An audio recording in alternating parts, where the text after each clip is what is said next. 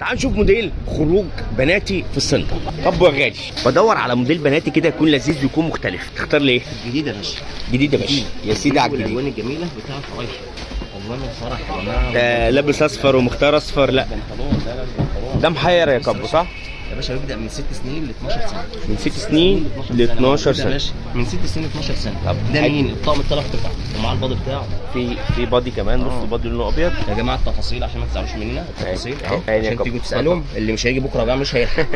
مش هيلحق. الله ينور. خش بقى على الدلع. القطعتين تعالوا نشوف حاجه بقى الدلع. بناتي. بنطلون شبيه الجينز ماشي، واداه توب.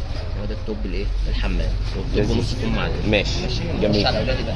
تعالى نجيب حاجه اولاد خروج. الاولاد طقم الجينز الثلاث قطع، المدلع من الكم. مدلع من الكم يا طقم جماعه. جينز اولادي 3 قطع. مدلع من الكم. البنطلون الجميل برضه واستك، الناس بتحبه لاولادها. والباضي بتاعه يا كل سيدي على الألوان. الجمال. حته بيجمع كمان بقى بيجمع بقى ايه؟ الوانه بتختلف. يعني الباضي كل مختلف. موديل يا جماعه برسومات مختلفه على جدا. البنطلون ده ماشي. قميص تعالى نشوف الكاروت. القميص. والبنطلون برضه مختلف يا باشمهندس. ماشي. ادي القميص جميل. وادي البنطلون. وده عشان ياخد العيديه وعينها.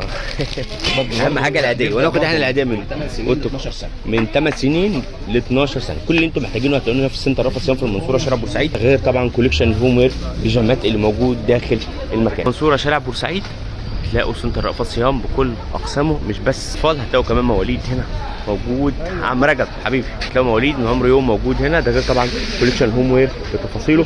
وهنا هتلاقوا مستحضرات التجميل.